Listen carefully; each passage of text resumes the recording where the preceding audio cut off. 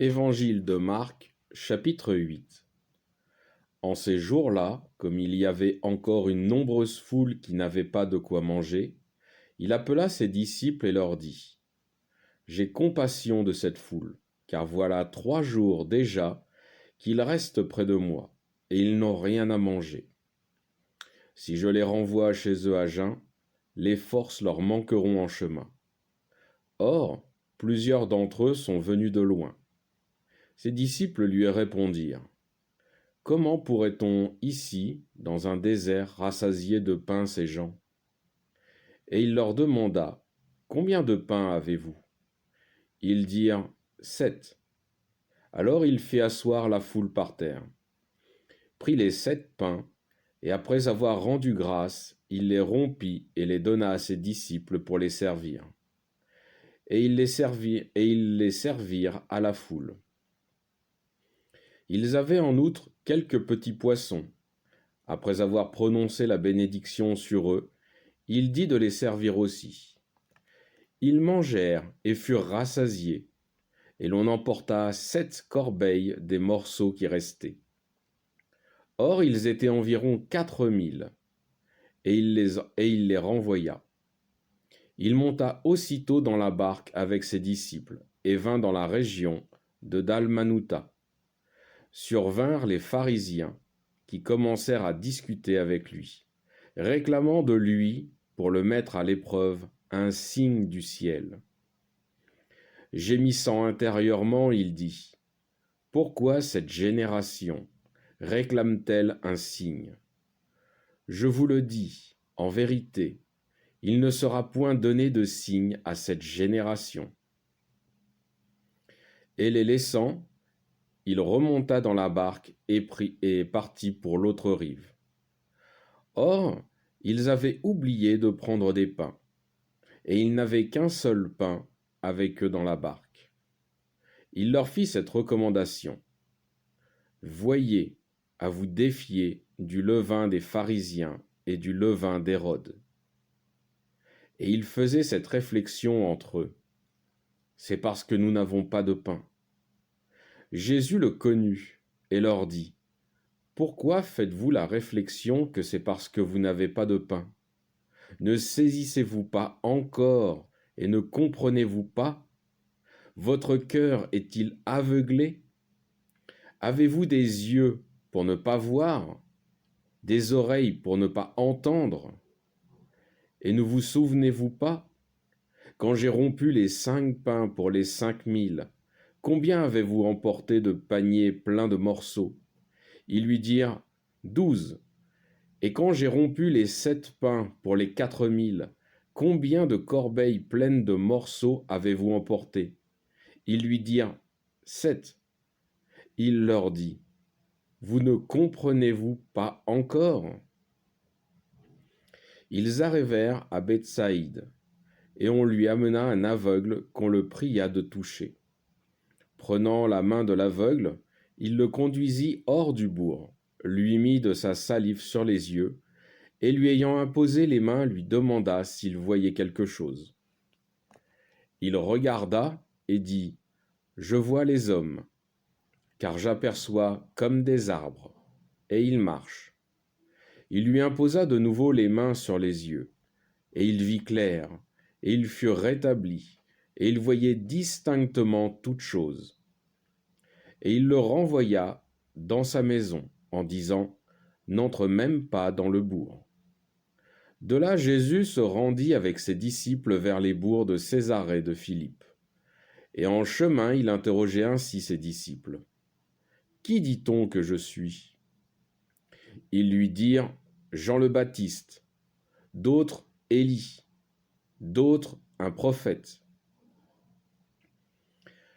Et lui les interrogea : Et vous, qui dites-vous que je suis ? Pierre, prenant la parole, lui dit : Vous êtes le Christ. Et il lui défendit sévèrement de dire cela de lui à personne. Et il commença à leur enseigner qu'il fallait que le Fils de l'homme souffrit beaucoup, qu'il fût rejeté par les anciens, par les grands prêtres et les scribes, qu'il fût mis à mort, et qu'il ressuscita 3 jours après. Et c'est ouvertement qu'il donnait cet enseignement.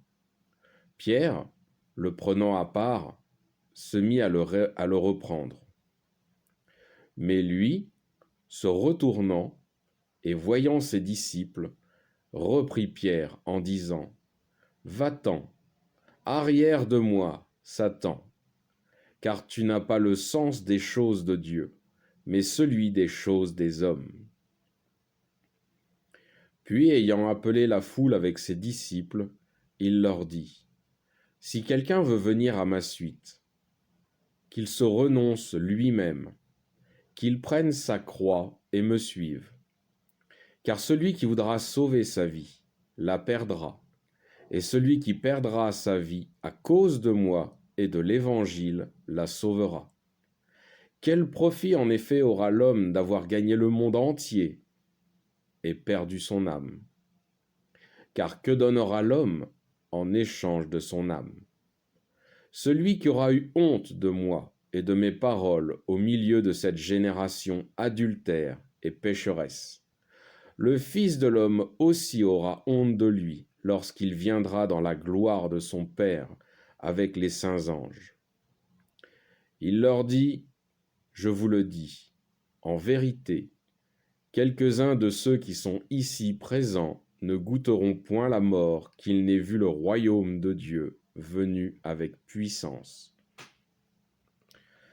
Alors je fais une conclusion. Déjà au verset 1 à 10, dans cette partie, nous voyons Jésus accomplir à nouveau le miracle de multiplication des pains et des poissons. Plus tard, Jésus va demander à ses disciples de ne pas se laisser absorber par les enseignements et les paroles des pharisiens et d'Hérode. Il dit à ses disciples : « Voyez, à vous défier du levain des pharisiens et d'Hérode. » Le levain représente la doctrine. C'est ce qui est dit dans le livre de Matthieu, chapitre 16, versets 5 à 12. Les doctrines et paroles sont puissantes et influencent. Et c'est afin que les doctrines et paroles qui ne viennent pas de Dieu ne pénètrent pas dans le cœur et l'esprit des disciples de Jésus. C'est pour ceci qu'il les met en garde. Jésus va insister une nouvelle fois sur ce qui est nécessaire pour comprendre la parole de Dieu. Dieu est esprit, et il parle à l'esprit de l'être humain. Et il est difficile pour nous de comprendre la parole de Dieu si on regarde uniquement le côté charnel ou matière. Et c'est pourtant, naturellement, la première chose que l'on va faire. C'est assimiler la parole de Dieu à ce qui est visible. Au verset 17 et 18, Jésus dit à ses disciples : « Vous ne comprenez et ne saisissez toujours pas le langage de l'esprit.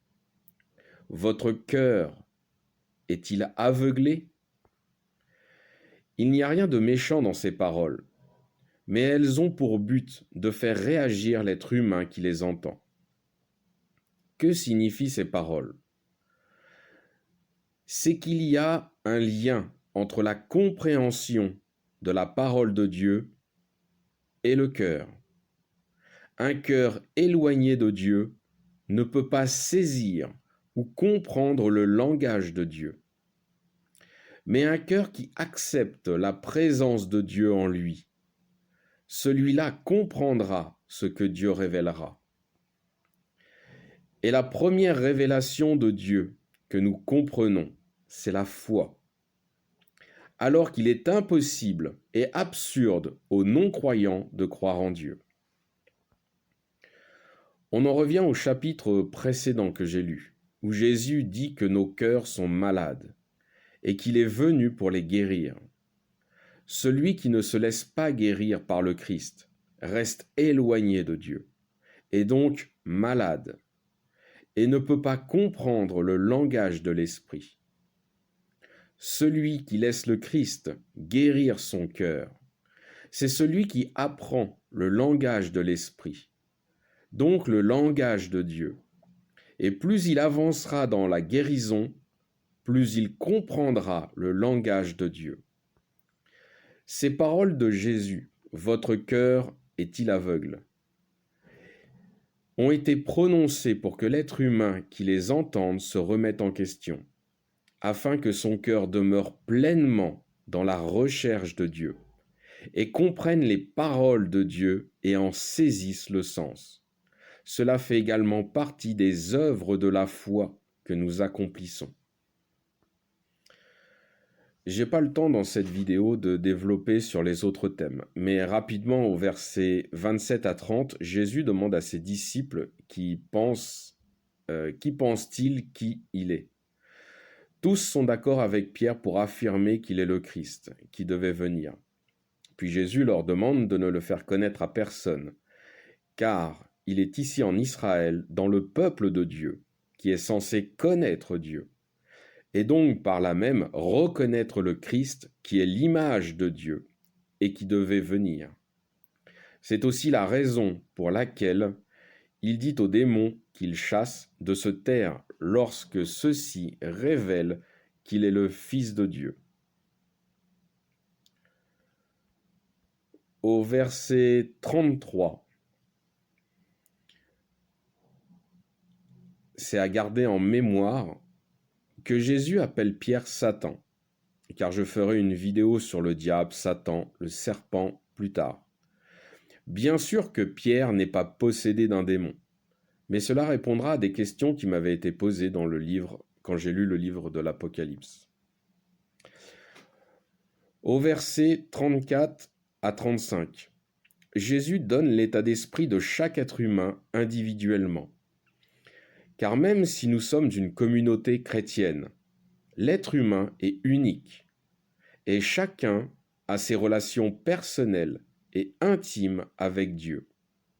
C'est à chaque être humain individuellement de prendre sa croix et de suivre le Seigneur, car aucune vie n'est semblable et chacun a ses propres afflictions et suit le Seigneur d'une façon qui lui est propre, même si ensemble nous sommes unis pour avancer avec le Seigneur Jésus-Christ. Fin du chapitre 8.